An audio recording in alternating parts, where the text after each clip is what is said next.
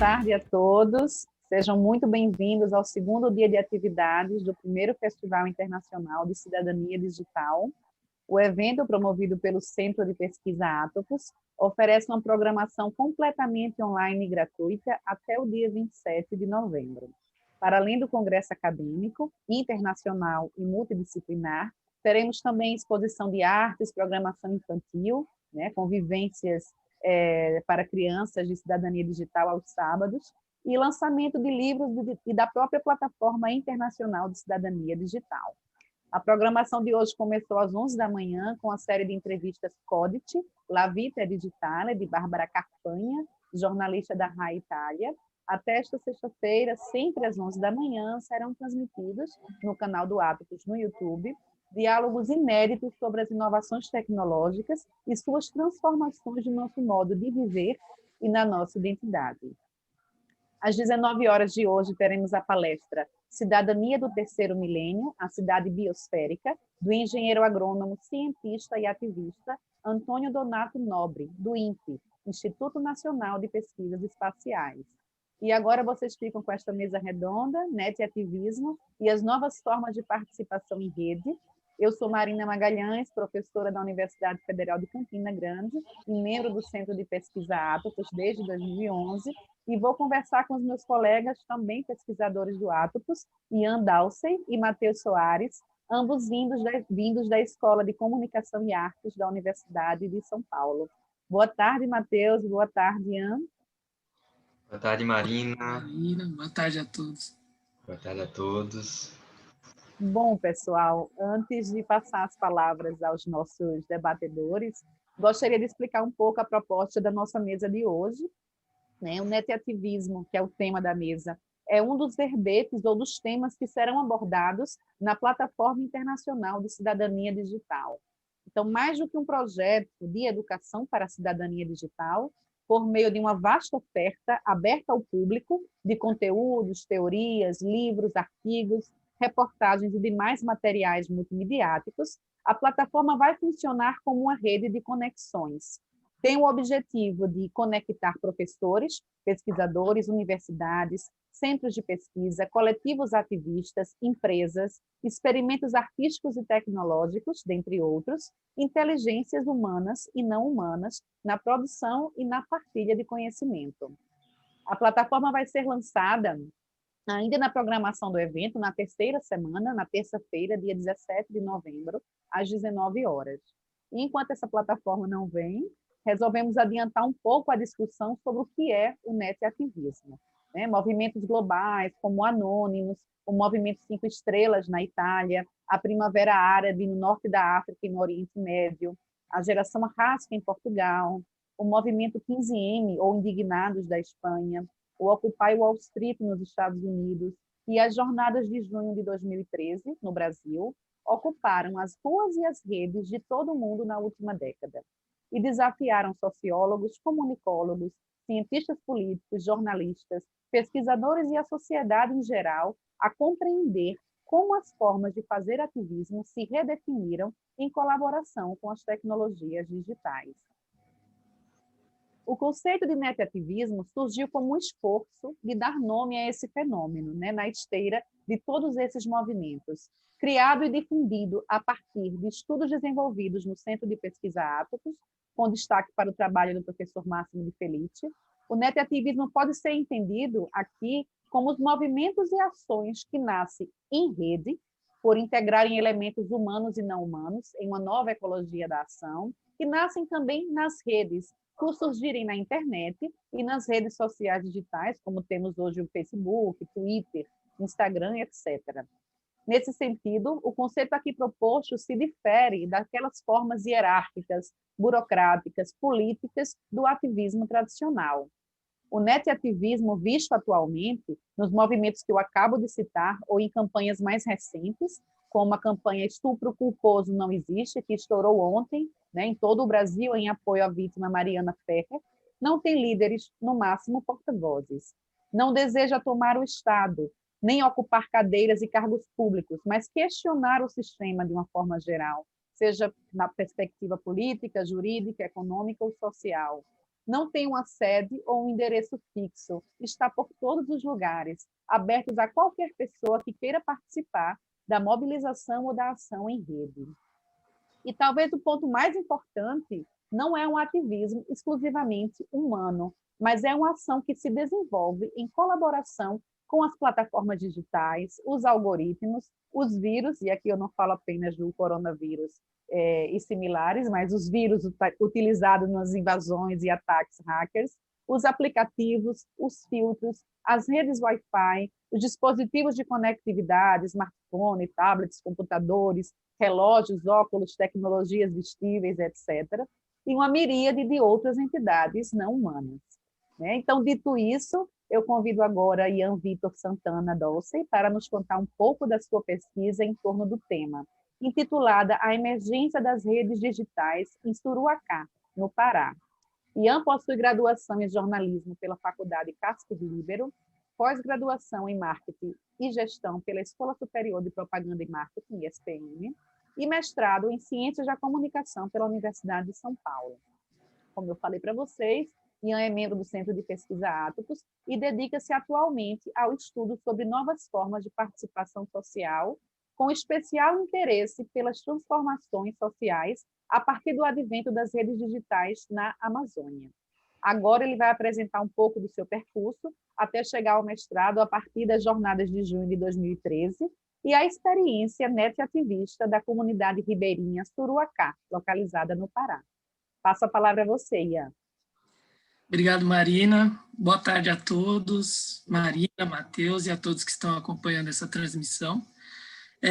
Bom, então, sobre a questão do netativismo e as novas formas de participação em rede, eu preparei aqui uma apresentação que vai contar um pouco sobre a minha experiência, na verdade, e a minha trajetória até chegar ao mestrado, e depois o percurso da minha pesquisa durante o mestrado, Então, vou pegar para compartilhar aqui a minha apresentação, rapidinho.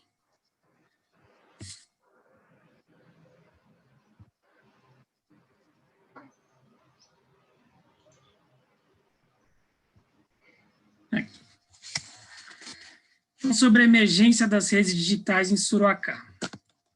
Eu, antes de entrar no mestrado, minha trajetória, tudo começou em 2013. Eu estava no 3º ano de jornalismo e em junho de 2013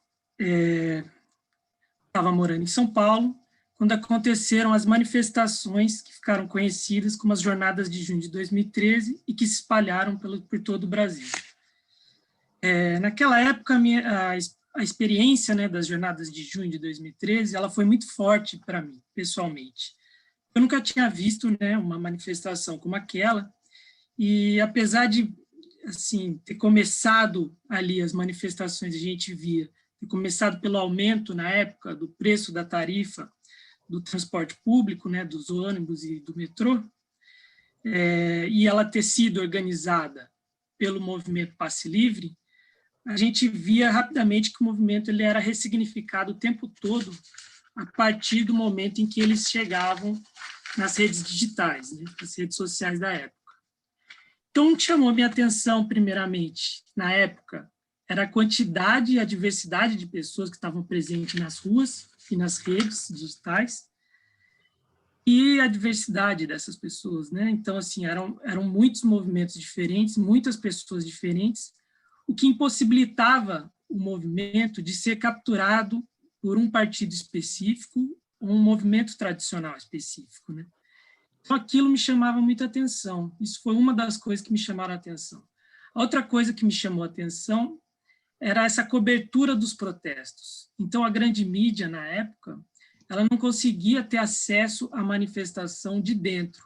Ela não conseguia entrevistar os manifestantes de dentro das manifestações.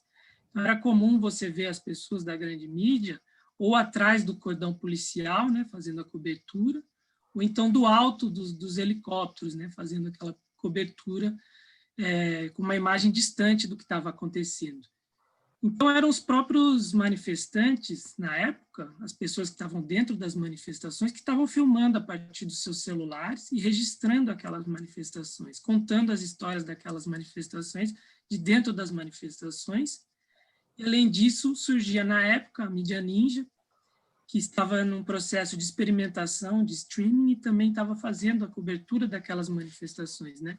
Então, aquilo tudo, para mim, naquele momento, parecia algo muito orgânico, né? Naquele momento.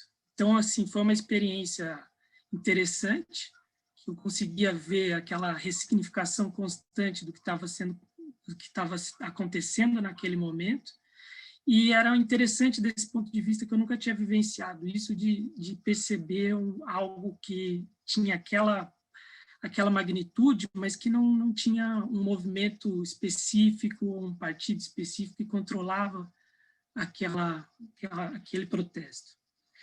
Então, quando eu entrei no mestrado, anos depois, era isso que eu queria estudar. E, então, esse tipo de manifestação e essa experimentação de cobertura midiática, né, aparentava ser, na época, nova e orgânica, pelo menos aqui no Brasil. E aí, quando eu cheguei no mestrado, eu descobri, através do contato com um grupo de pesquisa Atlas e das pesquisas que vinham sendo realizadas, que, na verdade, essas manifestações, elas, com essas características similares, elas aconteciam no mundo todo, em várias regiões do mundo, né? Então, você tinha essa característica, né, das Jornadas de Junho de 2013, também na Primavera Árabe, no Oriente Médio, no Wall Street, nos Estados Unidos, 15M da Espanha, a Geração Arrasca, em Portugal, Yo Soy 32, no México, Movimento 5 Estrelas, na Itália. Então, esses movimentos que começavam nas redes, iam para as ruas e voltavam para as redes, né? Em que a informação ela era constantemente ressignificada, né? E isso fazia com que tanto os partidos políticos tradicionais, os movimentos sociais tradicionais, não conseguissem capturar aquelas manifestações naquele momento. Então, achei interessante e aí eu comecei esse processo de estudo desse tipo de manifestação. Agora, tendo em vista, né, essa percepção dessas manifestações e dessa ideia das redes e etc., eu comecei a entender, a partir da leitura de autores como o Máximo, como o Bruno Latour, como o Michel Serres, como a Isabelle de Stengers, essa comunicação como ecologia, né? Pensar a comunicação como ecologia.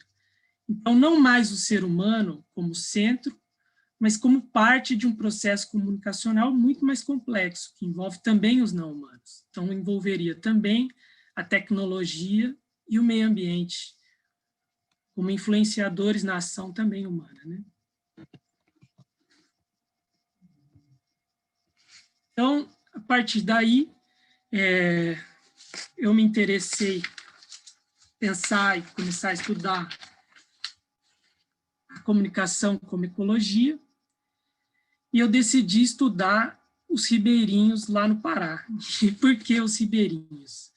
Porque os ribeirinhos, eu fiquei interessado pelo fato de ser uma população, um povo tradicional, uma cultura altamente miscigenada, isso me chamou a atenção, e a outra coisa era a complexidade da região amazônica, né?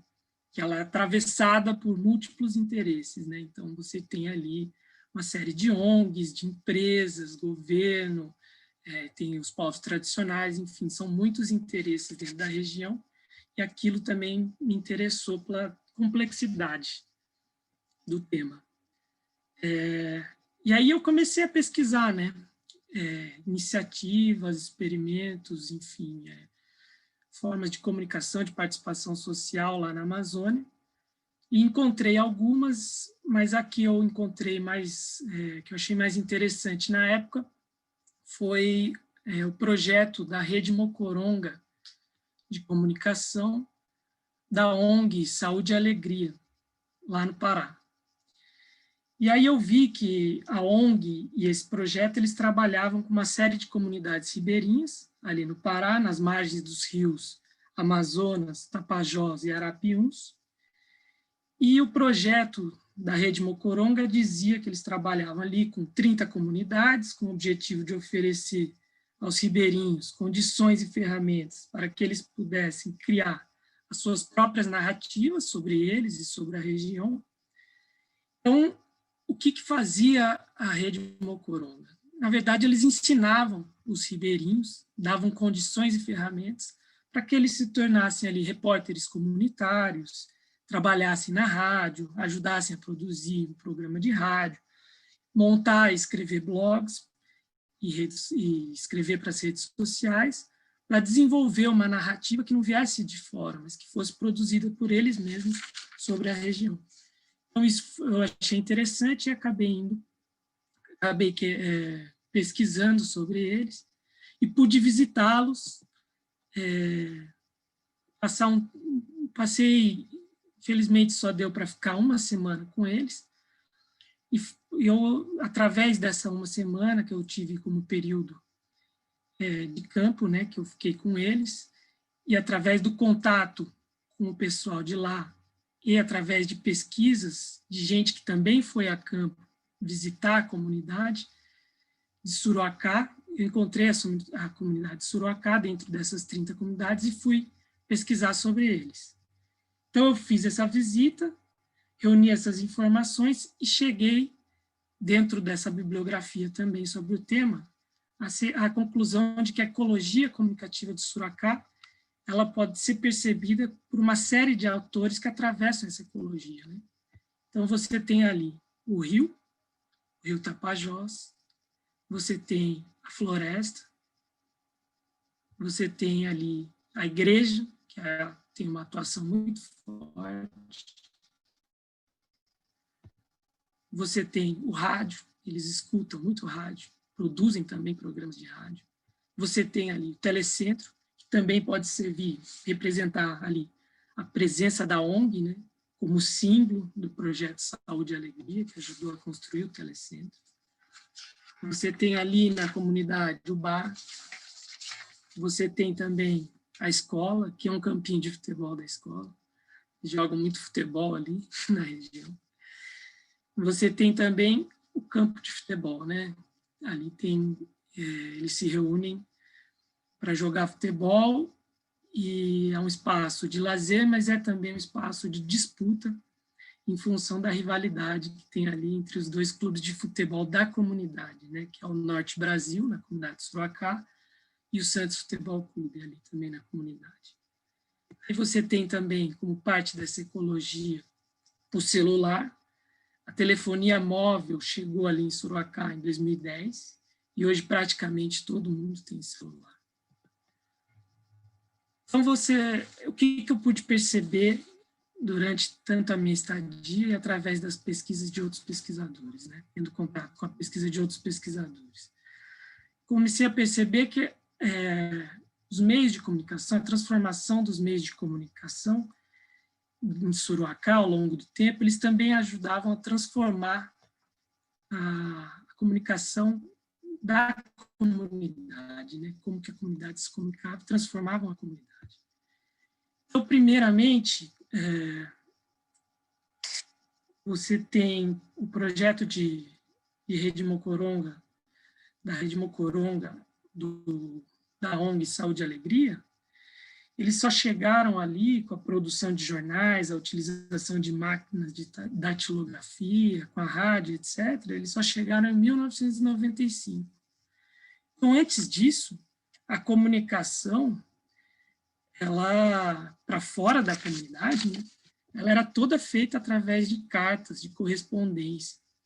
Elas eram enviadas, chegavam através dos barcos que vinham de Santarém. Então, você imagina, eu fui lá e as embarcações, elas saem só 2 vezes por semana. E elas levam cerca de 4 horas de barco.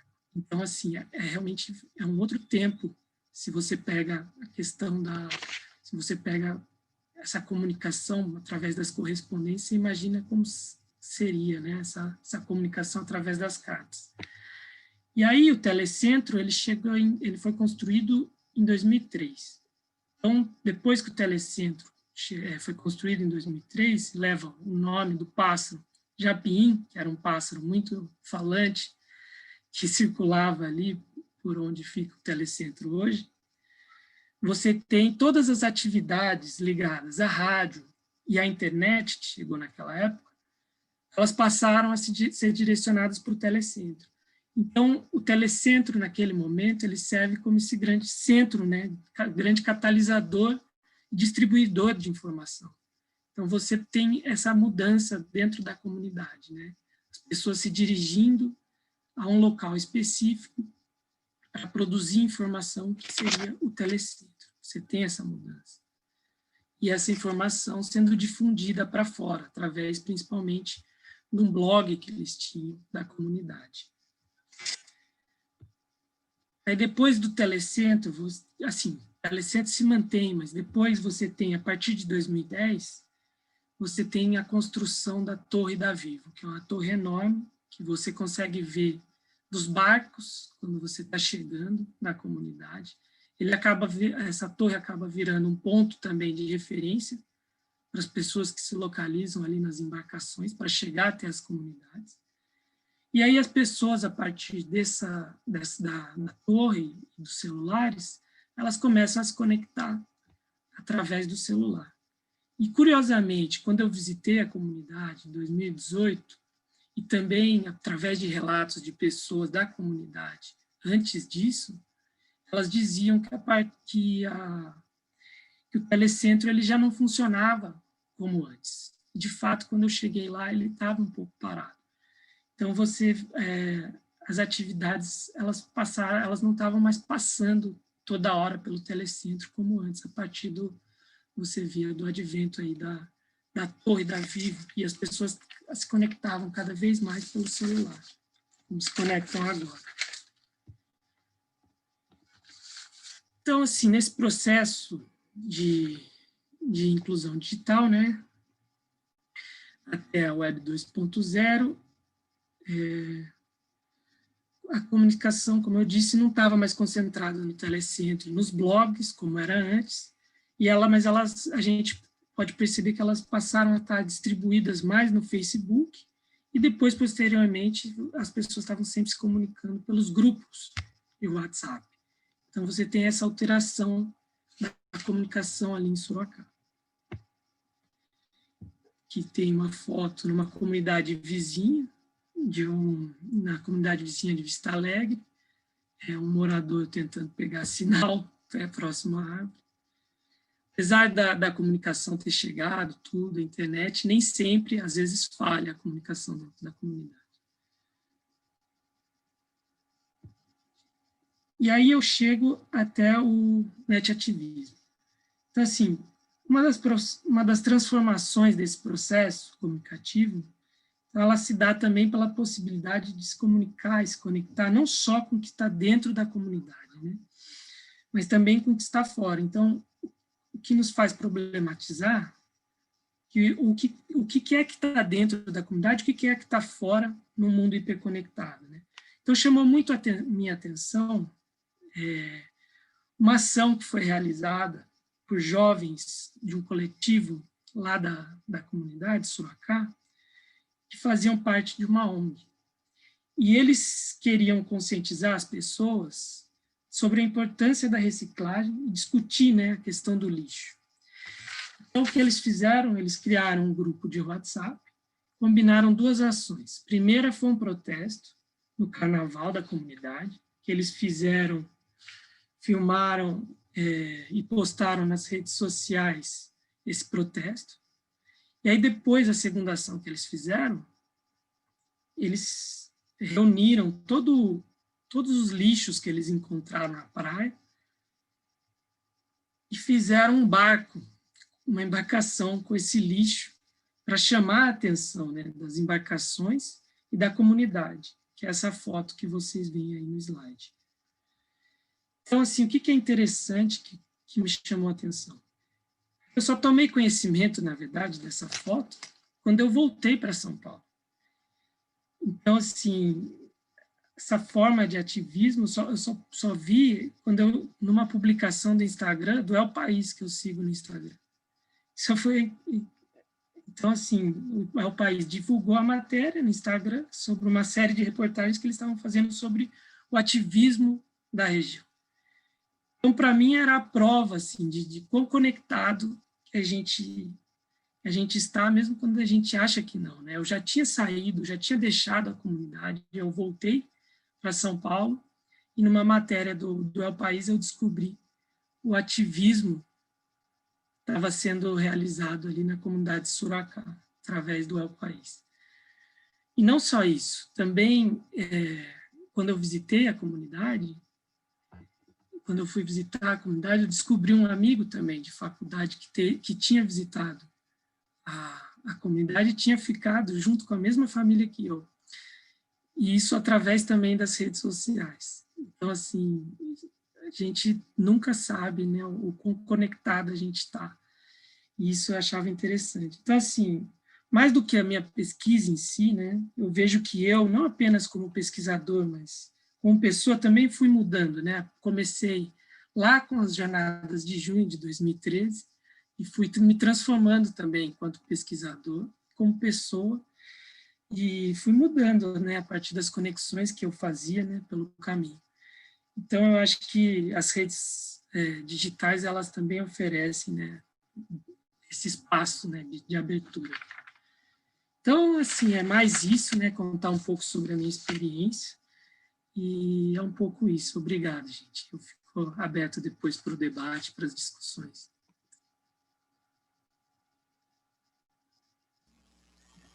Muito obrigada, Ian, pela sua belíssima apresentação do projeto e por compartilhar mesmo aqui conosco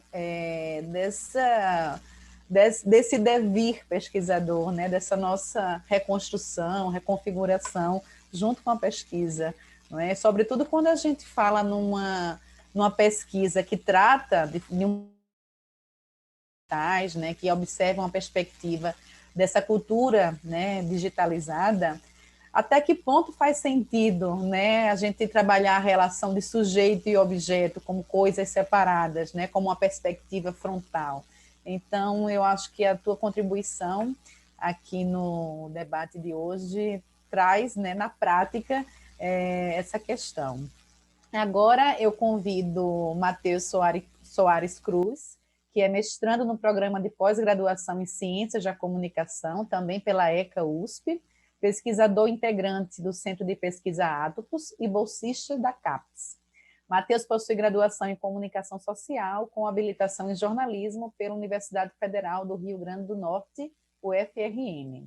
Matheus apresentará aqui a situação da pesquisa da esfera pública ao net-ativismo, as transformações nas formas de participação em contextos digitais, que está desenvolvendo no mestrado em Ciências da Comunicação sobre internet e participação em rede. No estudo, ele busca refletir sobre como as experiências net-ativistas trazem questionamentos à aplicação do modelo tradicional de esfera pública em contextos digitais. É com você, Matheus. Obrigado, Marina. Boa tarde. Tá tudo ok com o áudio? Estão me ouvindo bem? Que sim. Okay. Boa tarde, Ian. Boa tarde a todo mundo que está online aqui participando da transmissão. Então, eu pretendo compartilhar, como a Marina já introduziu, né, a situação da minha pesquisa que eu estou desenvolvendo no meu mestrado no programa de pós-graduação em Ciências da Comunicação pela ECA USP e também como pesquisador integrante do Atopus, né, com a orientação do professor Máximo de Felice. E o objetivo é também trazer um pouquinho dessa caminhada teórica e também de uma primeira aproximação das experiências net-ativistas que eu pretendo estudar, né? E a gente refletindo um pouco sobre esses questionamentos que essas experiências net-ativistas trazem para essa teoria tradicional da esfera pública. Então, nesse projeto de pesquisa, intitulado Da Esfera Pública ao Net-ativismo, as transformações nas formas de participação em contextos digitais, eu busco investigar a possibilidade da ideia tradicional de esfera pública em descrever ou não as experiências net-ativistas de participação. Esse projeto ele surge ainda na minha graduação, quando eu tive a oportunidade de ler pesquisadores de diversas áreas, né, e também me aproximar de um debate sobre internet e esfera pública. Nesse momento, era na década de 90, na verdade, no finalzinho, quando a internet ela se torna civil, diversos pesquisadores buscam entender se essa internet é ou não esfera pública, se ela fortalece, se ela enfraquece, enfim. E durante a minha graduação eu tive a oportunidade de me aproximar dessa discussão, fiquei bastante instigado, e daí veio também essa iniciativa de tentar, né, estudar. Mas então, um marco no estudo da esfera pública, eu vou começar um pouco trazendo essa parte mais tradicional, essa tradição dos estudos da esfera pública, né? Que teve um marco muito importante na década de 60, com a publicação do Mudança Estrutural da Esfera Pública, do filósofo político alemão Jürgen Habermas. É nesse momento que o Habermas ele vai descrever a constituição histórica, social, política e econômica da esfera pública moderna ali na Europa do século XVIII, XVII e XVIII, né? E é nesse livro que o Habermas ele vai trazer uma citação que é muito conhecida, que descreve o que é a esfera pública naquele momento do século XVIII, né? Essa reunião de pessoas privadas que se entendem como um público, se reúnem como um público para debater questões públicas, né, mediante razão, mediante o debate racional. Então, basicamente, essa ideia de esfera pública ideal que surge, que o Habermas escreve, né, como essa reunião de pessoas que não estão necessariamente no corpo estatal e que se reúnem entre si, né, se reconhecendo como comuns, para debater racionalmente essas questões do coletivo, né?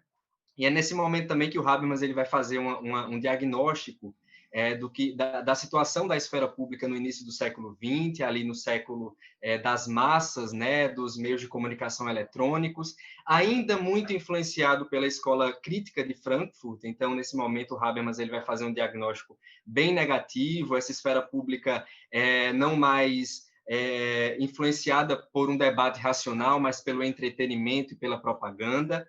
Mas depois, na década de 90, final de 80 início de 90, o Habermas, depois do desenvolvimento da teoria do agir comunicativo, ele vai redescrever essa esfera pública, compreendendo agora como uma grande rede que capta as opiniões do povo, né? É nesse momento que o Habermas ele se distancia um pouco desses estudos críticos para compreender, na verdade, para valorizar o poder de organização da sociedade civil, né? E daí ele descreve essa esfera pública não mais comunitária, mas como essa rede de diversas esferas públicas que se interrelacionam, né?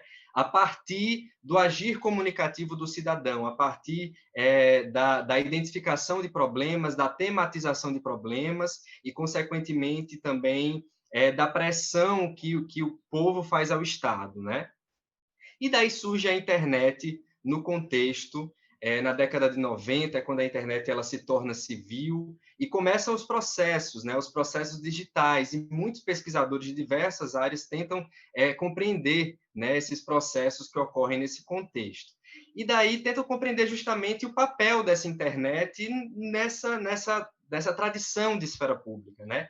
Então, a gente vai ter pesquisadores que são mais ponderados, mais contidos e que vão questionar se realmente a internet é a esfera pública, fortalece ou não, né? Mas em outro local você tem esses pesquisadores que acreditam que a internet ela é sim uma esfera pública, né? Aqui você tem o Castells, você tem o Pierre Levy, o André Lemos, né? Que afirmam, na verdade, nessa perspectiva muito semelhante, de que a internet ela proporciona a criação de uma esfera pública transnacional, uma arena de debate global, né? Aberto a essas participações desses indivíduos humanos no coletivo agora global. O André Lemos, inclusive, professor, né, da Universidade Federal da Bahia, ele afirma justamente que, principalmente esses sites, redes sociais, Twitter, o blog, ele dá condições desses indivíduos opinarem, debaterem, ele faz até uma referência à ágora grega, né, essa possibilidade de liberdade de expressão proporcionada a todo mundo que está conectado. Porém, entre essa perspectiva mais ponderada, essa perspectiva mais afirmativa, né, surge também uma perspectiva que tenta entender esses processos digitais, né, como algo muito próprio, muito inédito, e daí está aí imerso o professor Máximo de Felice, né, influenciado por uma extensa e profunda bibliografia que vai de Heidegger a Michel Serres e Bruno Latour, né, que traz justamente uma outra perspectiva de compreender esses processos comunicacionais digitais. Né? Na obra Net Ativismo, de 2017, o Máximo ele vai trabalhar justamente que esses processos comunicacionais que surgem com as tecnologias digitais, eles são intrinsecamente colaborativos, né?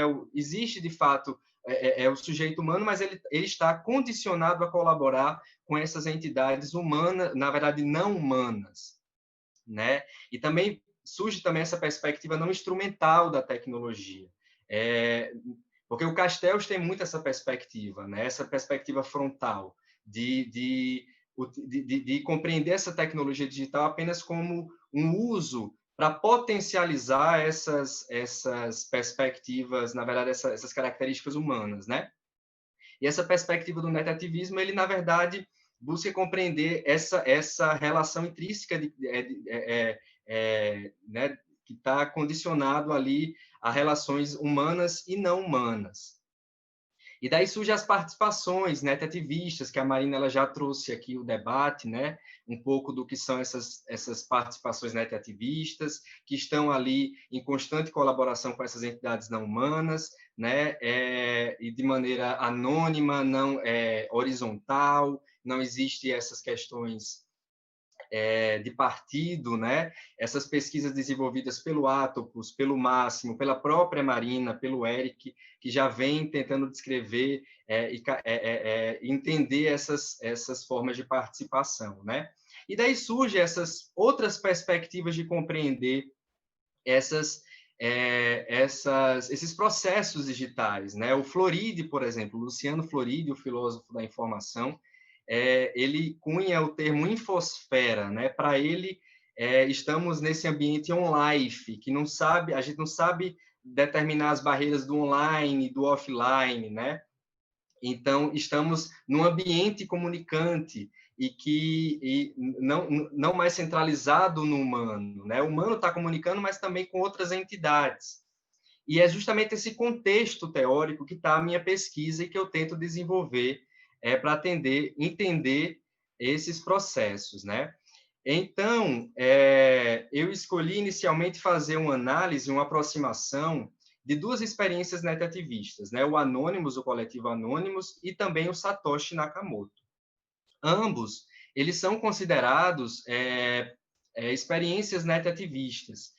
O Anonymous, ele é um coletivo de hackers que surge em 2008 no fórum 4chan, em que eles ali tinham a possibilidade de publicar nesse fórum de maneira anônima.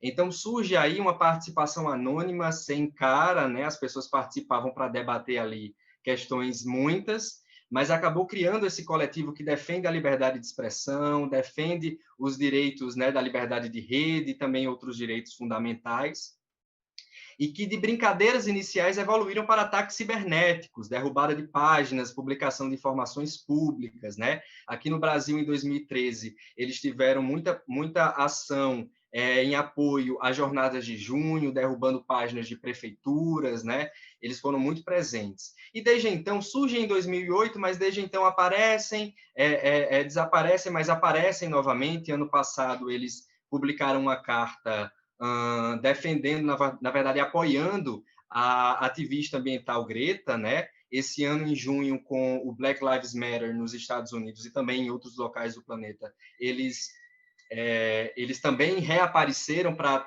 né, enfim, para publicar informações sigilosas na rede, e também com Covid. Alguns países, eles também foram responsáveis por divulgar na internet informações que até então os governos estavam retendo. E é interessante porque assim, os pesquisadores que estudam Anonymous, né, evidenciam justamente que o Anonymous tem aquela máscara, né, do V de Vedita, mas, ao mesmo tempo, ninguém sabe quem está por trás. Ele é realmente uma rede de humanos e não humanos. Então, é interessante porque, em alguns momentos, houve prisão de pessoas que se consideravam anônimas, mas é impossível prender a rede, né? É impossível colocar na cadeia o Anonymous, porque ele é formado, claro, por pessoas, mas também pelo fluxo de dados e por todo o rastro digital que eles deixam, né? E falando em rastros, é muito semelhante também a forma como se forma o Satoshi Nakamoto. O Satoshi, ele foi o fundador, ele foi o criador do Bitcoin, né, da criptomoeda.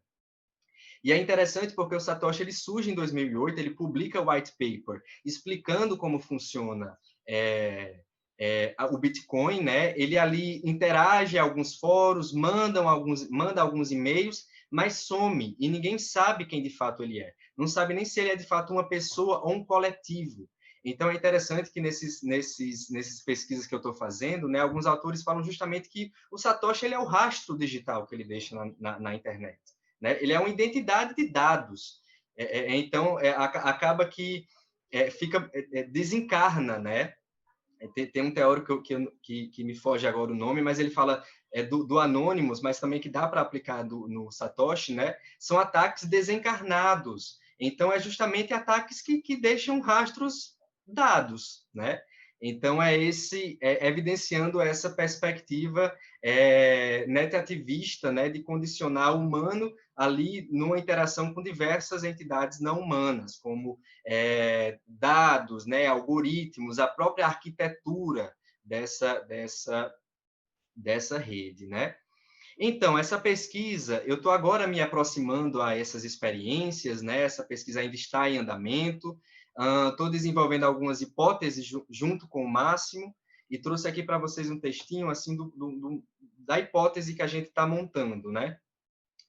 O final da primeira década do século XXI viu surgir duas experiências anônimas, sem corpo e sem identidade tradicional, mas com efeitos concretos no coletivo político e social. Representados apenas por imagens e textos, Satoshi Nakamoto e o coletivo Anonymous se formam na e por meio da rede, com a colaboração de diversas entidades, como dados, códigos e dispositivos, deixando apenas rastros informativos que constituem identidades digitais de natureza até então inédita. Estas formas de agir coletivo net-ativistas tornam mais claras as limitações atuais não só da ideia de esfera pública, bem como do debate científico relacionado à temática nas primeiras décadas desse século, cujas indagações buscam compreender somente a qualidade das discussões antropocêntricas realizadas no internet ainda de caráter social. Para além de uma possível internet como esfera pública global e humana, existe uma rede de redes que agrega e dá protagonismo a entidades não humanas, como dados, algoritmos, superfícies e, mais recentemente, a biosfera, numa lógica adinâmica e não sistêmica. É por meio dela, como também pelos estudos relacionados à teoria de Gaia, que podemos compreender, por um lado, a ecologia complexa que habitamos e, por outro, o desgaste e a inadequação atual das concepções antropocêntricas que formam a sociedade ocidental e que nos levam hoje a crises em diversos âmbitos. Portanto, a estruturação da ecologia comunicativa transorgânica, bem como da ideia de cidadania digital, do Máximo, que surge a partir dela, parte da rejeição da centralidade do indivíduo humano, o qual se torna agora integrante dependente de um coletivo complexo e conectivo. O desenvolvimento das arquiteturas informativas digitais, que caminham em direção à ampliação da rede e por meio das conexões mais rápidas e amplas, rompe com a ideia humanocêntrica europeia e expõe as limitações de uma ideia de participação ainda presa à opinião e ao voto. Com isso, podemos pensar uma nova noção de cidadania que abrange a diversidade de entes que se desvelam nas interações atuais, não mais compreendida como organização de sujeitos isolados e independentes, como a esfera pública, mas resultado de um novo tipo de comum conectado. Então, é essa a hipótese que o Máximo e eu estamos desenvolvendo, né, junto com a minha pesquisa, e que eu tentei trazer para vocês aqui esse caldeirão teórico, né, que eu junto para tentar entender essas entidades anônimos Satoshi Nakamoto. Muito obrigado a todos. Agora eu passo a palavra a Marina Magalhães. Marina Magalhães de Moraes é professora da Universidade Federal de Campina Grande, doutora em Ciências da Comunicação, Cultura Contemporânea e Novas Tecnologias pela Universidade Nova de Lisboa, mestre em Comunicação e Culturas Midiáticas e bacharel em Jornalismo pela Universidade Federal da Paraíba. Também atua como pesquisadora no Centro de Pesquisa Atopos e no Instituto de Comunicação da Nova, ICNova. A Marina vai nos apresentar hoje uma síntese de sua pesquisa de doutorado, lançada no livro Net-ativismo, Protestos e Subversões nas Redes Sociais Digitais, publicado em 2018 pela coleção ICNova, da Universidade Nova de Lisboa, contemplado em uma seleção de financiamento promovido pela FCT, Fundação para a Ciência e a Tecnologia de Portugal. Boa tarde, Marina. Boa tarde, Matheus. Começo parabenizando também a sua pesquisa, né? Uma pesquisa que está em andamento, um work in progress, né? Está em construção, em movimento, como os movimentos, mas também tão cheia de inovação, de informação, né? De referências borbulhantes aí para a gente pensar esses fenômenos, né? Que estão em constante, um fenômeno que está também em constante transformação, né? Nós que pesquisamos as redes, às vezes a gente tem aquela sensação de que está sempre correndo atrás de algo, né, que está se transformando de forma bastante acelerada, não é? Então, eu vou compartilhar com vocês agora uma parte, né, da minha pesquisa, pesquisa de doutorado, que eu desenvolvi na Universidade Nova de Lisboa. Vocês conseguem ver os slides, gente? Seguimos sim, Marina. Pronto. A pesquisa de doutorado que eu desenvolvi na Universidade Nova de Lisboa, defendida em 2018, em janeiro de 2018, sob a orientação do professor José Augusto Bragança de Miranda e com a orientação também do nosso professor Máximo de Felice. não é? A pesquisa foi lançada, né, uma parte dela, neste livro, e, basicamente, o meu foco, né, no estudo do netativismo eram os fenômenos recentes, naquele período, no contexto de meados entre 2010 e 2018. No caso, a minha ideia inicial era estudar os movimentos em rede de Portugal, né? Mas quando você começa a se debruçar sobre a pesquisa, você percebe como esses elementos, né, como esses movimentos, eles trazem elementos de outros movimentos. Eles dialogam, eles se influenciam, não é? Eles se diferem, eles adotam muitas vezes estratégias semelhantes, né? Então, eu vou estudar a Primavera Árabe, eu percebo a influência e até o suporte dos anônimos no movimento da Primavera Árabe, né? Ajudando os manifestantes a religar a internet em países em que os ditadores tentavam derrubar a internet para inibir as manifestações. Né? Nós percebemos influência, por exemplo, da geração Arrasca de Portugal, no movimento 15M da Espanha. Nós percebemos também a influência do próprio movimento 15M da Espanha, os indignados, né, na ocupação do espaço público, influenciando também o Occupy Wall Street nos Estados Unidos. Então, nós nos interessamos por determinado movimento e acabamos abrindo aí um portal, né, de tantas influências em movimentos posteriores ou contemporâneos. Né? Então, antes de tudo, eu gostaria de dizer que a minha pesquisa ela também faz parte de uma rede, não é? Então, faz parte de uma pesquisa internacional intitulada Netativismo, Ações Colaborativas e Novas Formas de Participação em Redes Digitais, que é o nome da nossa mesa. É uma pesquisa que no Brasil teve o financiamento da FAPESP e em Portugal eu tive o financiamento como bolsista de doutorado da FCT, da Fundação para Ciência e Tecnologia, mas existiram outras instituições envolvidas. Né? Aqui no Brasil foi a Universidade de São Paulo, em Portugal, tanto a Universidade Nova de Lisboa quanto a Universidade Lusófona do Porto, na Itália, a Universidade Roma III e a Universidade de Milão, e na França, a Universidade Sorbonne Paris 5. Não é? Pesquisadores do Atlas, pesquisadores, professores também associados à nossa rede, em Portugal, o Bragança de Miranda, na Itália, o professor Mário Piredo, Alberto Abruzzese, na França, o professor Michel Maffezoli, e coordenando as atividades e as pesquisas de São Paulo, o professor Máximo de Felice e diversos pesquisadores do Atlas também que trabalharam a temática. E como contributo, né, para essa discussão, né, para a própria expansão do campo, foram produzidos diversos livros, artigos, coletâneas de revistas e eventos internacionais, dos quais eu destaco o primeiro Congresso Internacional de Netativismo, promovido em 2015 na USP, né, que contou com uma série de pesquisadores de todo o mundo, do Maghreb, a França, né, a Argentina, México, etc. Tivemos o professor Michel Maffezoli, o professor Bragança, Pierre Levy, entre outros, e que resultou nesta obra que eu mostro a vocês, né, um livro branco de netativismo, com todas essas contribuições, e eu compartilho as referências, porque eu sei que tem muita gente aqui na nossa live interessada no tema, e de repente pode ter acesso a essas obras, e o segundo Congresso Internacional de Netativismo, que foi promovido, aliás, o primeiro em 2013, o segundo em 2015, promovido simultaneamente em Portugal, na França, no Brasil, em São Paulo, e na Itália, né, que em Portugal resultou nessas duas obras, Netativismo, com a reunião das exposições plenárias, e a obra Constelação do Ativismo em Rede, publicadas pela editora lusófona. E falando agora propriamente da minha pesquisa, né, olhando para todos esses movimentos, aqui eu trago algumas imagens para vocês, do Movimento Cinco Estrelas, uma das primeiras manifestações, né, o Vafanculo Day, que dispensa traduções, o horário não permite.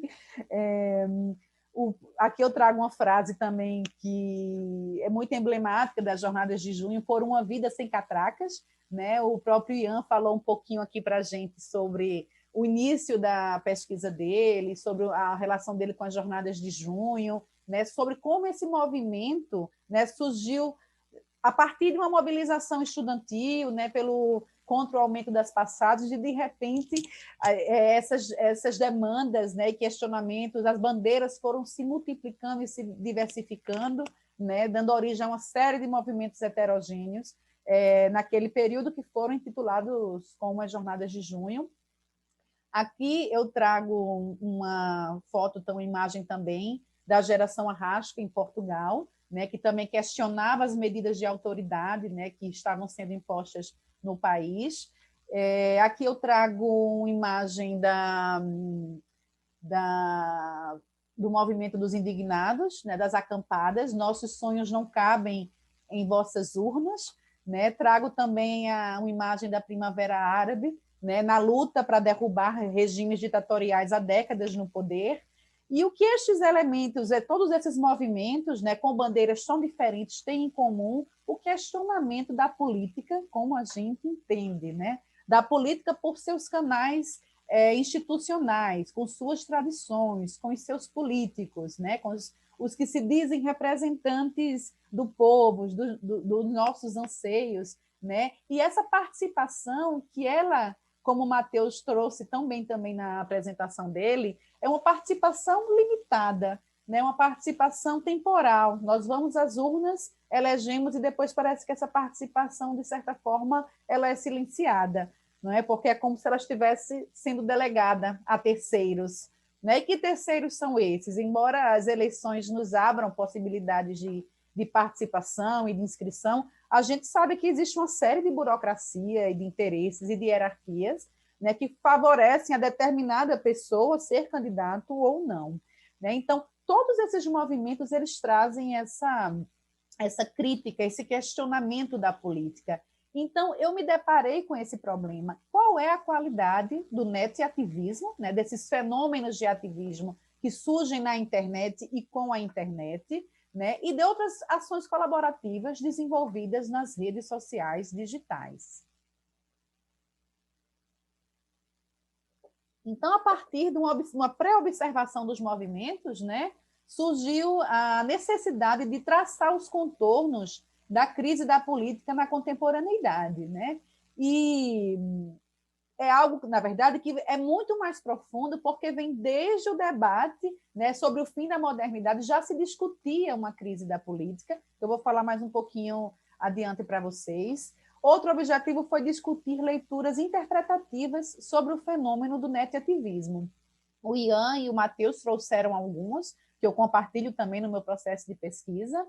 O terceiro ponto foi mapear os principais marcos dos movimentos net-ativistas ao redor do globo. E por que mapear os principais? Né? Porque o meu objetivo inicial era estudar o contexto de Portugal, e, como eu falei para vocês, acabou abrindo aí um leque de outros movimentos que dialogam e que trazem traços semelhantes, né? E que constituem, que colaboraram para a evolução do net-ativismo, como a gente observa hoje. E também analisar movimentos net-ativistas e ações colaborativas nas redes portuguesas. A estrutura da pesquisa, parte 1, foi dividida em investigar essa crise da política, na parte 2, em discutir a qualidade da ação em rede a partir de diversos teóricos, e na parte 3, das análises, né, da descrição dos movimentos net-ativistas, tentando ampliar aí também um percurso histórico, né, que iniciado por diversos autores, entre eles o professor Máximo de Felice, né, que contribui para esse inventário aí de movimentos net-ativistas, que são continuados, como na própria pesquisa do Matheus e tantas outras, né, que tentam mapear, registrar na história a evolução desses movimentos. Então, primeiro ponto, né, da crise da política na contemporaneidade. Primeiro, o sentido de política que eu trago aqui, né, eu resgato um conceito que a Hannah Arendt trabalhava, que ela remete o sentido original de política à Grécia Antiga, como algo que se desenvolve entre os homens, uma relação baseada na pluralidade, imbuída do dever de regular e de organizar o convívio de diferentes em torno de certas coisas comuns, né? Ora, o sentido de política hoje não é algo que se desenvolve apenas entre os homens, se é que um dia se desenvolveu apenas entre os homens, né? A gente vem de uma série de campanhas e de pleitos, né, de eleições, em que a gente observa a ação evidente de algoritmos, né, de robôs, de bolhas. Então, será que faz sentido ainda a gente olhar para esta política de uma forma que a gente olhava antigamente, né, na Grécia Antiga? Ou será que a gente precisa exercitar, refinar, atualizar esse olhar? Né? Será que faz sentido ainda resumir a ideia de netiativismo como um fenômeno político no sentido da política antiga? Né? Ou isso nos convida a exercitar um outro tipo de pensamento, né? Procurar novos caminhos para interpretar os movimentos que surgem nas redes sociais digitais. Então, trabalho com a crise da política na contemporaneidade, né? Que a própria Hannah Arendt vai dizer que como esse sentido de política ele foi se transformando, né? Ele foi perdendo a sua capacidade de tentar encontrar um caminho, né? Um caminho comum para aqueles que pensam diferente. Né? E como isso mudou com as guerras, como isso mudou com a violência, com regimes autoritários e totalitaristas, etc. E eu percebi também na pesquisa que essa crise da política ela está relacionada a uma série de outras crises, né, que eu trago para vocês, como a própria crise da concepção unitária da história, né, que o Gianni Vattimo trabalha. O que seria isso? Né? A cultura de massa, né, proporcionou uma multiplicação de visões de mundo que romperam com o discurso de uma história universal, né, que é uma suposta história universal, que é uma história que é contada, ou sempre foi contada historicamente, pelo homem branco, europeu e etc. Então, é algo que a gente vem discutindo muito recentemente, né, sobre essa multiplicação de visões de mundo, essa tomada coletiva da palavra, mas é importante a gente perceber que ela começou e deu seus primeiros passos antes mesmo da internet. Né? Encontrou na internet realmente meios para dar vazão. Um outro ponto, né, uma outra crise, é a crise da metanarrativa, né, que trabalhada também por Jean-François Lyotard, em que ele fala sobre como os avanços tecnológicos afetaram a regra do jogo da política, da ciência, da literatura e das artes. Ou seja, uma crise daquele discurso ensimesmado da ciência que fala para si mesma. Né? É um momento em que a informação ela também é transformada em mercadoria, em que se precisa trabalhar com dados, com informações mais precisas. Não é? Uma terceira crise, entre tantas aí que existiram, mas que eu destaco para vocês, é a crise da dialética frente às novas ligações. O que é isso? O professor Bragança de Miranda trabalha com essa superação das distinções, das divisões entre o que é público e o que é privado, o que é trabalho, o que é lazer, o que é prosaico, o que é estético e etc. Né? Nós estamos aqui como provas desse exemplo que não faz mais sentido dividir público e privado, né? Trabalho e lazer. Eu estou na casa de vocês, vocês estão na minha casa. Né? Estão no meu quarto de dormir ou na sala onde eu janto, e ao mesmo tempo a gente está tratando de trabalho, de pesquisa. Então, é um pensamento que vem também aí do final do século passado, mas que é muito atual no nosso debate. A própria crise da democracia representativa, né, que o professor Boaventura de Souza Santos também trabalha, né, abordando esse cenário de instabilidade no âmbito da democracia ocidental, né, apresentando esforços coletivos como movimentos ativistas, os movimentos antes da internet, de traçar um Estado diferente, descentrado, né, desconcentrado e aberto à participação organizada de cidadãos. Só que esses movimentos, na verdade, descobriram que esse tipo de democracia não apenas representativa, mas de fato participativa, não passaram de uma utopia nos canais da política tradicional. E como última crise, né, eu trago a própria transfiguração do político ou da política, que o professor Michel Maffezoli trabalhou, né, abordando que estamos vivendo um tempo, né, que ele define como pós-modernidade, que as instituições tendem à fragmentação. Que instituições? Família, igreja, escola, universidade, política, etc. Elas dão lugar, né, nesse processo de fragmentação, a tribalização, a comunidades que são muito mais envolvidas por um sentimento de vinculação, de identificação, por mais breve e efêmero que seja que pela noção moderna de contrato social, de vínculo forte e sólido, né? Muito no sentido do que foi trabalhado na mesa de ontem, né? Com a professora Marcela, com o Máximo, etc. Dito isto, eu trago já alguns movimentos para a gente exercitar esse pensamento de que o conhecimento e as teorias não são fabricadas apenas nos laboratórios, né, nos gabinetes científicos, nas universidades, mas pelos próprios movimentos, né? Então, trago aqui 3 exemplos. O movimento Hacking Bay, né, que teorizou sobre o netativismo, né, sobre as formas diferentes de participação, os levantes, as formas efêmeras, né, com uma série de atividades, promovendo a ideia de um sequestro poético, de libertação temporária de zonas, né? Ou seja, o discurso não era se levantar contra o Estado, mas brigar, fugir, questionar e correr do Estado, né? Temos também o movimento Luder-Blissett, né? Um movimento global, mas que teve uma atuação muito marcante na Itália. E o Luder-Blissett foi inspirado no nome de um jogador de futebol inglês, que foi considerado um fiasco na temporada dele na Itália. E era um personagem coletivo, né, que era muito questionado, muito utilizado para provocar debates e questionamentos na mídia.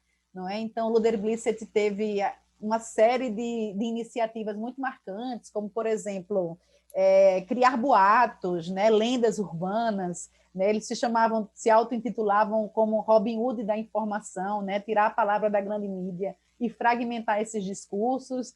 Um exemplo disso, eles criaram uma fábula, uma lenda, de que restos, partes de animais estavam sendo espalhadas pela Itália, né, pela cidade de Bolonha, pontos de ônibus, espaços públicos, escolas, e, de repente, a mídia tradicional, né, a televisão, rádio, etc., começou a promover uma série de debates para discutir, né, esse fenômeno que estava ameaçando a segurança da cidade, das pessoas, né, chamando psicólogos, policiais, bombeiros, etc., e promovendo esse debate na mídia, e, de repente, né, quando a situação ganhava forma, chegava ao seu clímax de debate, o Luder-Blissett dizia, olha, pegamos vocês. Na verdade, isso nunca existiu. Isso só mostra como a imprensa apura mal as informações. Então, era uma forma de questionar a imprensa dentro da imprensa, né? Utilizando histórias, o que a gente hoje conhece ou discute como notícias falsas, né? Mas ali com um propósito completamente diferente, certo? E o próprio movimento zapatista, que foi investigado, analisado também pelo professor Máximo de Felice, né, um movimento indígena mexicano, né, contra a entrada, né, uma organização não apenas indígena, porque alcançou com o tempo, né, e com a projeção e articulação em rede, alcançou adesão e participação de várias pessoas e ativistas do mundo inteiro, né, que começou com uma contestação da entrada do México num acordo de livre comércio, no NAFTA, né, entre Estados Unidos, Canadá e etc., né, e acabou por promover realmente um movimento internacional contra o neoliberalismo. A ideia dos zapatistas não era ocupar os cargos públicos ou se constituírem como partido, mas ocupar o coração, a mente de cada mexicano. Então, é muito interessante como esses movimentos, né, além de experimentarem o ativismo na prática, também criaram teoria, também contribuíram para esse pensamento em relação ao fenômeno.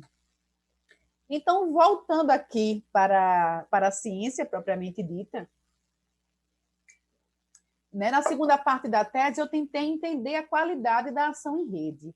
Então, recorri a alguns autores contemporâneos, né, para discutir essa questão, e cheguei a Hein e Wellman, né, no livro Networked, em que eles falam sobre as redes como um novo sistema operativo social, né? Muito na ideia que o Matheus trouxe, né, sobre aquele debate ainda, né, de uma nova esfera pública digital, né? Então, eles falam sobre uma tripla revolução, né, iniciada pelas redes sociais, não como as conhecemos hoje, né, mas inovações responsáveis por encurtar distâncias entre as pessoas, as cidades, etc.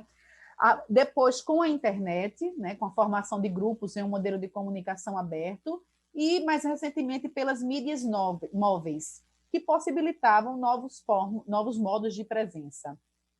Então, as redes sociais digitais eram vistas nessa perspectiva como um aprimoramento das redes sociais desconectadas, né? Como se a gente pegasse nossas redes sociais tradicionais e dessemos um F5 e atualizássemos aí para a conexão. E eles defendem que é um sistema operativo social porque ele é pessoal, né? Eles veem o indivíduo no centro autônomo da rede, ele é multiuso, porque ele proporciona interação com numerosos outros sistemas, multitarefas, porque possibilita ações de naturezas diversas, e multiamaranhado, né, porque são ações desenvolvidas ao mesmo tempo.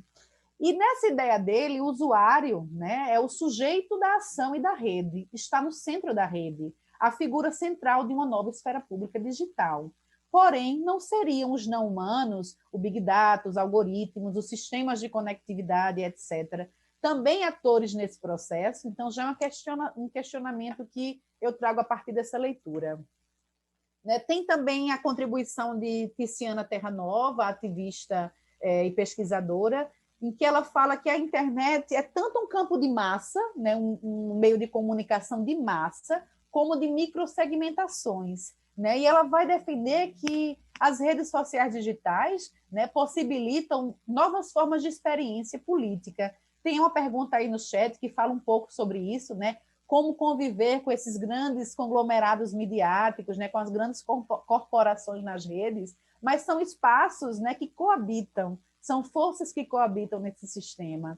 Então, ela fala da internet com a multidão conectada, esperanças para a composição de uma nova esfera pública, como espaço alternativo aos velhos média, né? Como o Matheus bem colocou, daquela perspectiva de que a mídia funcionaria como um espaço de discussão, né, de fiscalização, uma idealização do que a gente tem como mídia, né, que acabou sendo comprometida por interesses econômicos, empresariais, políticos, etc. Uma massa com poder ativo também de diferenciação, né? É um espaço comum, sem ser necessariamente homogêneo ou igual, um campo de experimentação da atividade política. Provavelmente nós todos, ou a maioria dos que estão aqui, né, nós estamos no Facebook, mas cada um ali no Facebook, ou seja, qual for a rede, tem uma experiência diversificada, né? Seja pelos próprios interesses conscientes, seja pela ação dos algoritmos, né, que nos direcionam para bolhas ou para determinados conteúdos a partir dos rastros que nós deixamos. E o outro ponto que eu destaco da Tiziana é a própria visibilidade, né, que ela diz como os processos de comunicação horizontais e difusos, né, ganham visibilidade em rede tanto a partir das tecnologias recentes quanto de estratégias estabelecidas. Aqui eu trago para vocês uma visão também trazida pelo Matheus sobre a leitura que o Manuel Castells faz disso, né? Sobretudo no livro ai meu Deus, Redes de Indignação e Esperança, né? Os movimentos sociais na era da internet. E ele fala das redes como espaços de autonomia, distanciados do controle dos governos e das empresas que sempre monopolizaram os canais de comunicação como fundação do seu próprio poder. Né? Então, ele vai defender que são movimentos em busca de uma participação sociopolítica sem partido, né? Degradação das condições materiais de vida e uma crise de legitimidade dos responsáveis pelos assuntos públicos teriam contribuído para a emergência dessas redes de indignação e esperança. Né? Então, ele vai tratar, né, vai definir a questão na perspectiva de atores coletivos conectados, que se voltam para a criação de novas formas de vivência em busca de um novo contrato social, né? Mas também colocando o homem como sujeito central dessa ação. Inclusive, né, questionando, provocando o que o Matheus trouxe no trabalho dele, o Castells vai dizer nesse livro que o ativismo que não ocupa o espaço público é um ativismo descontinuado. E aí eu questiono, e os anônimos, né, que atuam de forma anônima e na rede, e não necessariamente ocupam esse espaço público, estão em atuação aí acredito que há quase 20 anos, né, desde as primeiras ações. Como é que eles podem ser desconsiderados um ativismo descontinuado? E avançando aí no debate, na parte teórica, eu trago também a questão da teoria ator-rede, né? Questionando essa nova forma de social, a nova ideia de social, né, que nós temos hoje. O Bruno Latour vai trabalhar bastante essa questão, tentando trazer de volta, né, para o debate os não humanos, que a sociologia do social acabou deixando de lado, acabou silenciando e definindo a sociedade como uma instância, né, como um coletivo feito apenas por humanos. Então, eu destaco aqui a inscrição da política na era do Big Data e dos algoritmos, traz os elementos não humanos de volta, né, para essa discussão. E para exemplificar a teoria ator-rede de uma forma muito rudimentar, para quem não conhece, né, porque isso daria horas e horas de live, eu trago o exemplo que ele cita de que um ator no palco, ele nunca está sozinho. E é uma metáfora para a gente pensar também um ator numa ação em rede, ele nunca está sozinho, ele nunca está agindo sozinho. Ele está agindo em colaboração com uma série de entidades, humanas e não humanas, né? Então, na perspectiva do ator metafórica, né, ele está interagindo ali no palco, mas com a maquiagem, com o figurino, né, com a sonoplastia, com a plateia, com o texto, com a série de recursos de iluminação e etc. Do mesmo jeito que nós, num movimento como esses que eu citei, estamos interagindo aí com uma série de elementos não humanos. Não é? Nós estamos no espaço público, mas nós estamos conectados, compartilhando imagens, compartilhando direções, compartilhando geolocalização, estamos dialogando com algoritmos, estamos dialogando com o Big Data, fornecendo informações para essa grande massa de dados e estamos interagindo com o território, né, com outras formas de inteligência conectadas.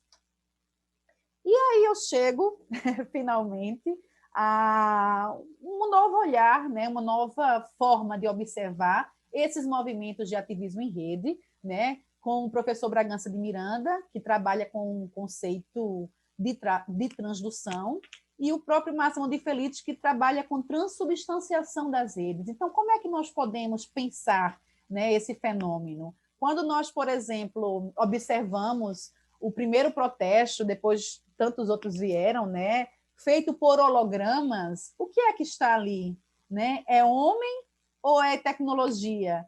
Não é? Quando nós, por exemplo, utilizamos nosso corpo, nosso batimento cardíaco para comunicar dados, né, para um sistema de saúde através de dispositivos de conectividade, como é que a gente pode falar de uma essência puramente humana ou de uma sociedade somente humana? Né? Então, essa pandemia também veio para fortalecer essa ideia, né? Em Portugal e na Itália existe já um rastreio, né? Técnicas e formas de controlar a pandemia de Covid-19 através de monitoramento por telefones, né? Por smartphones. Aqui no Brasil a gente sabe a adesão, né? Que houve do isolamento social através da geolocalização dos smartphones, não é? E em Portugal e na Itália, quando você recebe a sua confirmação da infecção, né, aquilo é alimentado no banco de dados, você baixa um aplicativo no celular, ou pelo menos é orientado a fazê-lo, e todas as pessoas que estiverem com você no raio X de distância, por determinado tempo, elas serão sinalizadas, né, que estão em risco ou que devem cumprir isolamento ou fazerem os seus testes. Então, é muito importante a gente pensar, né, esses processos de colaboração e interação capazes de alterar as próprias substâncias dos atores, actantes e das territorialidades que compõem as redes dos nossos dias. Né? Bragança falou sobre uma transformação cognitiva, né? Ou seja, houve um upload da consciência para as redes e transformação do nosso corpo também em informação. Então, são provocações, são leituras que tentam buscar sentidos para esse fenômeno, para além do espaço, para além da visão política, né? Eu trago, já expliquei um pouco para vocês, não quero mais me alongar para dar tempo aí para a gente debater, né? Os movimentos, o conceito de nativismo, como movimentos que nascem nas redes e em redes horizontais, sem líderes, com identidade coletiva e aberta, qualquer um pode participar, né? Eu pergunto a vocês, quem é o líder das jornadas de junho? Não é? Quem é o líder dos anônimos? Onde é que está a sede? Onde é que a gente pode visitá-los? Ou seja, não tem, não é? Isso foi se desfazendo. Trago também aqui são algumas ações. Este é um livro, não é, que teoriza também sobre esse processo. Na pesquisa eu também busquei investigar a evolução das próprias redes e plataformas e arquiteturas digitais, né, que proporcionaram também diretamente novas formas de ativismo, né? A gente imagina que as tecnologias do movimento zapatista eram muito diferentes das tecnologias que nós temos hoje, né, nas possibilidades de conexão. Antes, as ações eram orquestradas por e-mails, né, ou criações de sites espelhos para confundir a mídia e etc. E hoje nós temos aí redes de alcance global que conectam humanos, não humanos, territórios, toda a biosfera. Trago mais uma vez essa fase da Web 2.0 e das redes sociais do netativismo, né, com os movimentos que eu já citei para vocês, e a minha pesquisa em Portugal, né, que teve como recorte três casos, 2 movimentos e uma experiência de ação colaborativa em rede, que é o movimento Luz Security Portugal, seria uma espécie de braço radical dos anônimos que atuou em Portugal. A Geração Arrasca, um movimento também que questiona medidas econômicas e políticas em Portugal, e o projeto experimental Me, Myself and I, né, da artista e jornalista e dançarina Clara Gomes, né, que faz esse experimento de dança através de um personagem, de um avatar no Second Life, em interação direta com o público. E, para finalizar, como eu cheguei até esses movimentos, né, eu parti de uma tipologia temática para mapeamento de casos, né, criada pelo professor Bragança de Miranda, que divide, né, em grandes grupos, né, mas quando eu digo divide, não é no sentido de aprisionar os movimentos e encaixar cada um no nicho, é mais como um esforço de dizer, olha, vamos começar de algum lugar, vamos começar daqui, nem que seja para depois a gente questionar a própria tipologia. Então, ele divide entre técnico, movimentos pelo software livre, de natureza técnica, como o LuzSec, Portugal, político, como a Geração Arrasca, e estético, como Me, Myself and I, estético e artístico. Né? E analisei também a partir das tipologias das dinâmicas de interação em rede, né, desenvolvidas pelo professor Máximo de Felice, né, que também lança esse esforço de observação dos movimentos a partir de interações frontais, né, que demandam uma interação limitada, né, uma assinatura de uma petição digital, né, de um manifesto ou de uma partilha, né? O cachorro, a vizinha perdeu o cachorro, eu vou lá e compartilho. Alguém precisa de sangue ou de doação de plasma para o Covid, eu vou lá e compartilho. Uma ação de certa forma limitada, imersiva, uma ação que demanda um certo conhecimento tecnológico, né, e algum tempo de alguma relação de mais proximidade com essa rede, como os movimentos hackers, né, de hacktivismo. Dialógica na perspectiva rede-rua e ecossistêmica, né? Que seja capaz de conectar redes e transformar, criar novos modos também de subsistência, como alguns coletivos que trabalham na questão ambiental, nas hortas orgânicas, né? Etc. Então, trouxe aqui para vocês um pouco, né, dessa metodologia da pesquisa, trouxe também alguns insights, não vou dizer que são conclusões fechadas, porque é um movimento, é um fenômeno em movimento, né? Essa ideia de a gente superar a concepção de usuário. Eu uso a internet é uma ferramenta, é só um suporte, né?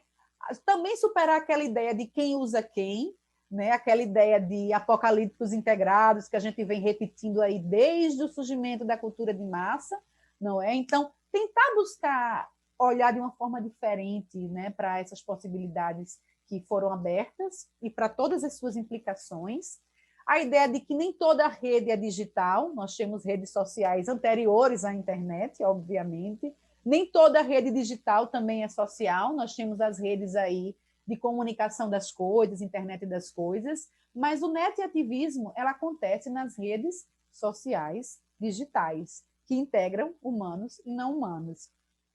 O netativismo supera uma dimensão meramente política, né, porque vai além do próprio tema da política, para abarcar a tecnologia, para abarcar as artes, os cuidados com o corpo, os esportes, religiosidade, etc. E aquela própria ideia, né, no sentido de política, de que nós estamos usando a rede para propagar as nossas bandeiras, porque isso a gente está limitando a complexidade do debate. A gente está silenciando a ação de outros que agem junto conosco nesses processos. O netativismo institucionalizado não mais reflete as características originais do fenômeno, ou seja, a partir do momento em que o movimento netativista dá origem a um partido ou ocupa uma sede e um espaço, ele não é mais um movimento netativista. A gente precisa discutir o que é que ele vai ser, porque o movimento netativista ele é efêmero, ele surge nas redes e desaparece. Ele não tem uma cara definida. Como as redes sociais digitais, o netativismo se mostra complexo e contraditório. Complexo, porque está em movimento, está em transformação, se reconfigura, e contraditório, que não tem líderes, mas tem porta-vozes, e, por vezes, esses porta-vozes também podem assumir determinada visibilidade em relação aos demais. E a complexidade também é que alguns desses movimentos se constituem como partido, ou como organizações, por mais que tenham sempre proposto no discurso, que procurariam a ação fora dos canais institucionais.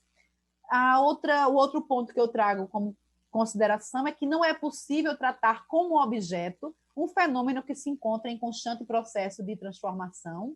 O próprio Ian disse, eu me transformei com a minha pesquisa. A minha pesquisa ela está em movimento. Quem é sujeito, quem é objeto, certo? O netativismo ele tende a misturar quaisquer tentativas de categorização.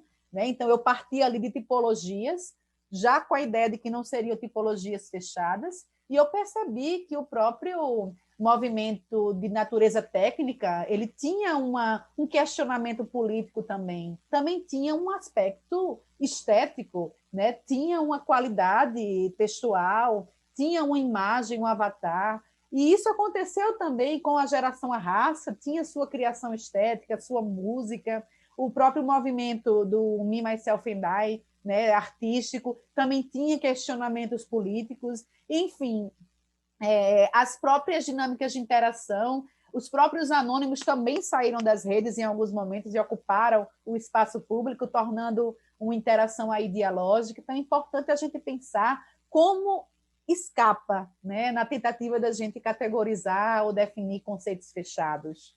E, por fim, o desafio da gente apresentar conclusões teóricas sobre um tema que está em movimento. Então, muitos desses movimentos, quando a gente vai pesquisar, tem seus sites, por vezes, tirados do ar, pessoas que entraram e que saíram e que apagaram suas participações, números que se atualizam na velocidade de um clique. Então, é um desafio imenso aí para todos os pesquisadores que se debruçam, que se dedicam a esse tema tão importante.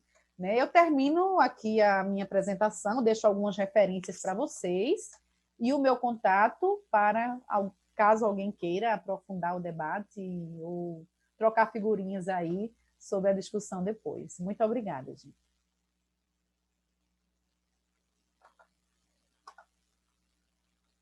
Matheus quer mediar as perguntas? Pode ser, Marina. Posso mediar as perguntas. Na verdade, antes das perguntas, eu tenho um comentário só breve, Você trouxe no início da apresentação a questão da Hannah Arendt e da política, e eu me lembrei que no livro O que é Política, ela tenta, logo no início, descrever o que seria essa política, reconhecendo que não seria algo tão inato como Aristóteles ele afirma, o homem, o animal político que está, ele tem um dom da palavra, mas, ao mesmo tempo, ela fala que a política ela é algo dos seres humanos. Tanto que ela tem uma citação que ela fala, as questões dos leões ficam para os leões. E a tua pesquisa, justamente, que você veio mostrar aqui para a gente, é que as questões dos humanos não somente se limitam aos humanos. É esse ecossistema que a gente tenta estudar e tenta entender. Mas, olha, vamos aqui às perguntas. Eu vi uma pergunta do Cláudio, que você até comentou, Marina. Deixa eu ver se eu acho ela aqui. O Cláudio falou assim: concordo plenamente com as possibilidades das redes, mas problematizo o seguinte: como atuar na internet quando praticamente todos os espaços da rede já foram ocupados por corporações que, organicamente ou por meios mais escusos, monopolizam e influenciam o debate? Entre parênteses. É um questionamento retórico, este que formulo, obviamente, para pensarmos em formas de atuação efetiva para atualizarmos essa potência da rede, parafraseando Levi. Queres começar, Marina? O Ian também? Ian, você podem começar. O Ian quer começar, Ian? Qualquer coisa eu posso. Ian está com o microfone no mudo.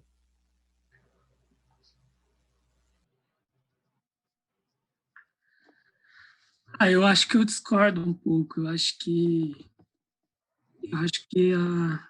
pessoas elas conseguem se manifestar, né, sem só ser pelo filtro das organizações.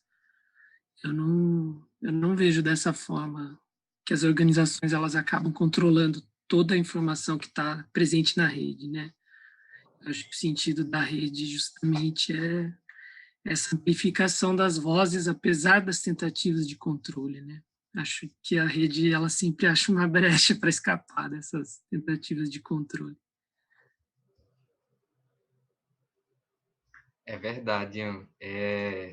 Complementando, né, a tua fala, na verdade tem esse discurso que a gente vem ouvindo de um tempo para cá, a Marina até citou, né, teve o documentário da Netflix me fugiu agora o nome do documentário, mas enfim, muito comentado, né, essa questão dos O dilema algoritmos, das redes. dilema das redes, exatamente.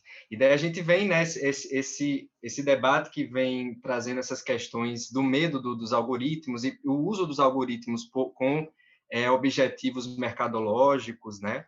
Mas é interessante também por exemplo, nessa questão do documentário, a coisa ela fica ali pelos muros das plataformas de redes sociais, né?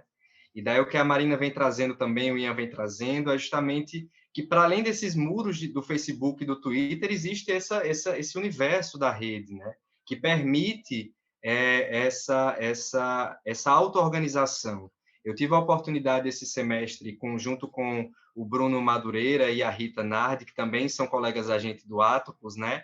De trabalharmos as ações netativistas durante a pandemia, e a gente descobriu pelo menos umas 20 iniciativas que buscavam tentar utilizar as plataformas, os dados, inclusive também o site e redes sociais, né, para tentar se auto-organizar contra ali essa situação que o Estado foi ineficiente. Então, a gente viu o Redes da Maré, na comunidade da Maré, no Rio de Janeiro, temos também outros em São Paulo, que o pessoal mesmo utilizou essas redes, né, para se auto-organizar numa situação em que o Estado ele não estava atuando.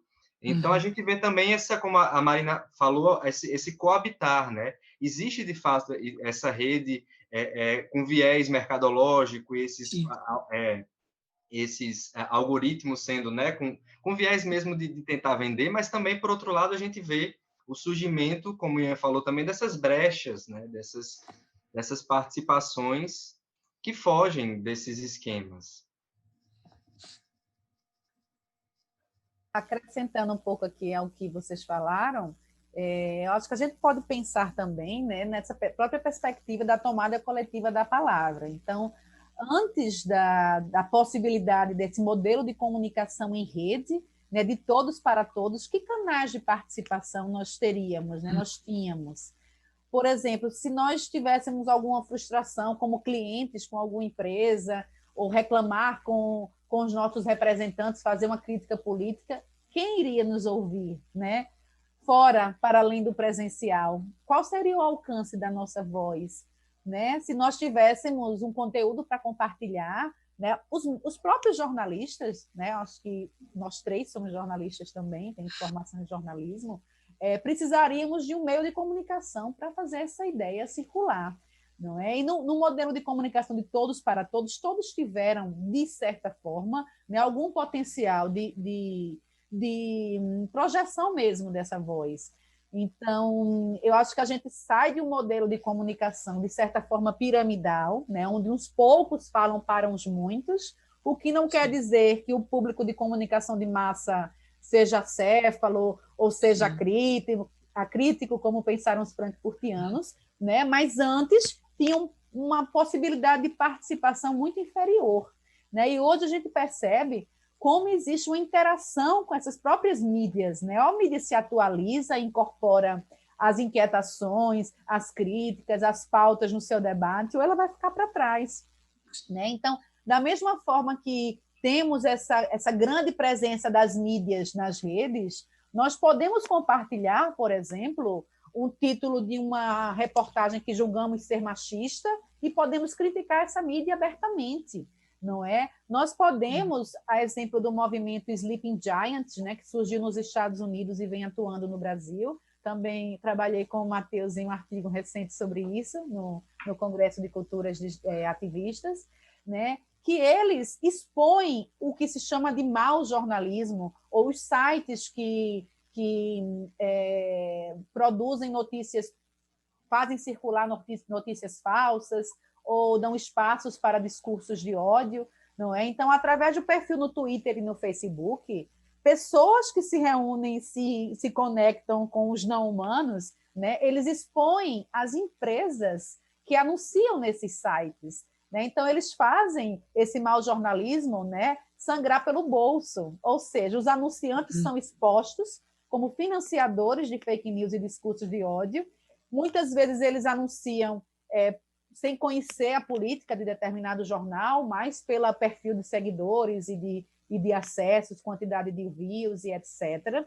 E eles são desafiados a rever essas práticas de investimento, né? E os meios de comunicação ou os blogs, né, que difundem esse conteúdo, eles morrem por inanição, né? Eles morrem com a falta de patrocínio. Então, é importante a gente perceber que o fenômeno é muito complexo, né?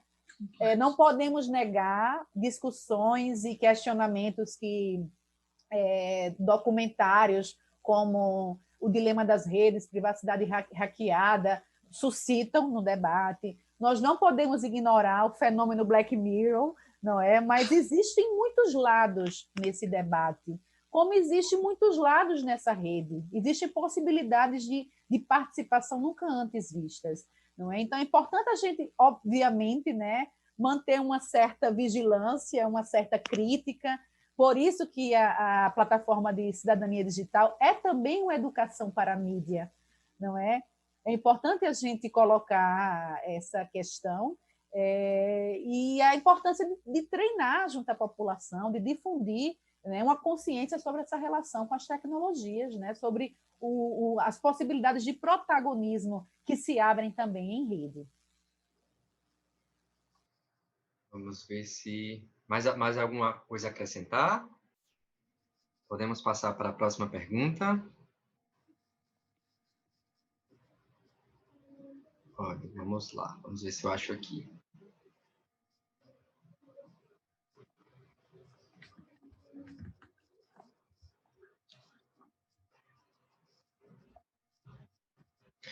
O Henrique, que está aqui, Henrique Mais, fala: muito boa discussão em tempos tão confusos. O que mais me inquieta é o que está por vir, algo como, entre aspas, 1984. Será que o netativismo dará conta de se opor a isso? Big Brother. A pergunta que vale 1 milhão, né? Mas o que é que você acha, Ian? Vai você. Eu acho que em 1900, no imaginado 1984, o que é que tinha em mãos, né, para lidar com aquilo?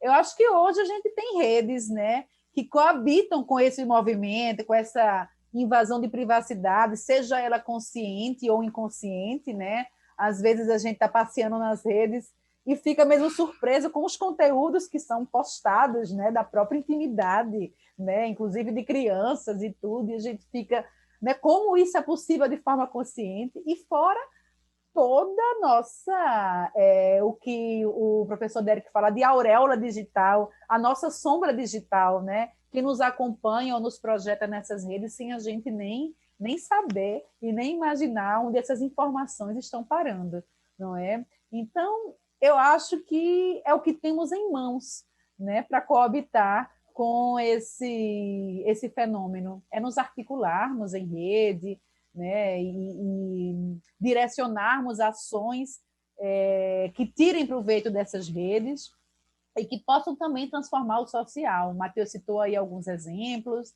o próprio os próprios aplicativos, né, que eu falei relacionados à pandemia, o Imune na Itália e o Stay Away for Covid, eles geraram justamente essa discussão. Ora, são aplicativos que foram desenvolvidos, né, utilizando mecanismos de geolocalização para controlar a infecção da pandemia, mas e os meus dados e a minha privacidade como usuário? É verdade, Marina. Só acrescentando, realmente eu acho que assim, responder essa pergunta a gente não vai conseguir, né? Talvez jogar pistas aí para a discussão.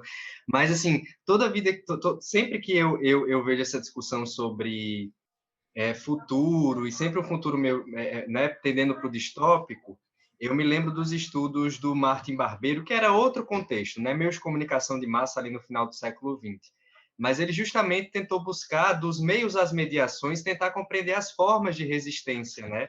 Em situações latino-americanas de ditaduras, né? De governos ditatoriais. E ele sempre, justamente mostrando para a gente que sempre tem uma brecha de resistência, né? E essa questão da vigilância dos dados, né? Hoje existem pessoas que enfim, que se armam de estratégias para tentar diminuir o máximo possível de dados. Eu conversando com um amigo meu que ele participou de uma palestra, né, sobre isso, gente, por exemplo, que vai passar o cartão de crédito e identifica uma câmera de vigilância, pede para desligar a câmera. Olha, eu não vou passar meu cartão de crédito enquanto vocês não desligarem aquela câmera. Então, colocar para o outro lado. Colocar digital para entrar em apartamento. Tem gente que se recusa, porque é meus dados ali que eu estou colocando para o condomínio. Já tem e-mails, né? E-mails que tentam diminuir esse rastreio. Navegadores, o Brave é muito interessante, porque eles tentam diminuir os cookies, né? Os third-party cookies, que rastreiam né, o nosso enfim, né, captam o nosso rastro. Então, assim, vão surgindo essas possibilidades, essas oportunidades, né, essas alternativas. Eu acho que... acho também, Matheus e Marina, tem a questão de que, na mesma medida, vão surgindo várias iniciativas de transparência, né, dos dados também. Medida. Então, é o que vocês vinham falando, né? Essa resistência e também uma compreensão das pessoas também da necessidade, às vezes, também de fornecer seus dados para a própria segurança, né? Acho que realmente é um tema complexo. Verdade. Sobre isso ainda, o Henrique ainda colocou aqui uma resposta. Já tentei encontrar redes sociais militantes ou underground, mas nada chega perto do dinamismo do Facebook, Instagram e Twitter. Particularmente, estou fora das três, mas gostaria de participar de uma rede de mobilização com pensamento crítico e criativo. Alguém me indica uma? Ele pediu aí uma indicação de alguma alternativa. Vamos criar juntos, né? É o do it yourself, é o faça você mesmo das redes, né? Que é a marca da nossa geração. Se não tem nenhuma possível, vamos criar, não é?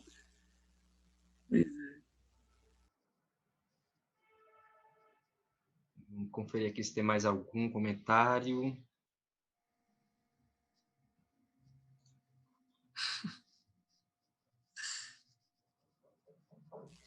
Mais alguma questão, gente?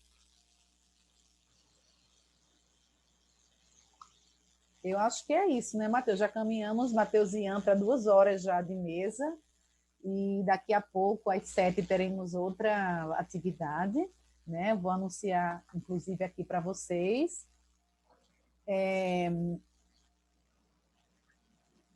Às 19 horas teremos a palestra Cidadania do Terceiro Milênio, a Cidadania Biosférica, do engenheiro agrônomo, cientista e ativista Antônio Donato Nobre, do INPE, Instituto Nacional de Pesquisas Espaciais. Então, a gente agradece muito, né, a participação ativa de vocês aqui no chat e as considerações, os amigos que vieram prestigiar, os pesquisadores que suscitaram aí questões, que com certeza vão movimentar também as nossas pesquisas, né? Agradeço demais a participação dos atopinos e ao Gabriel, né, que possibilitou aí o nosso diálogo.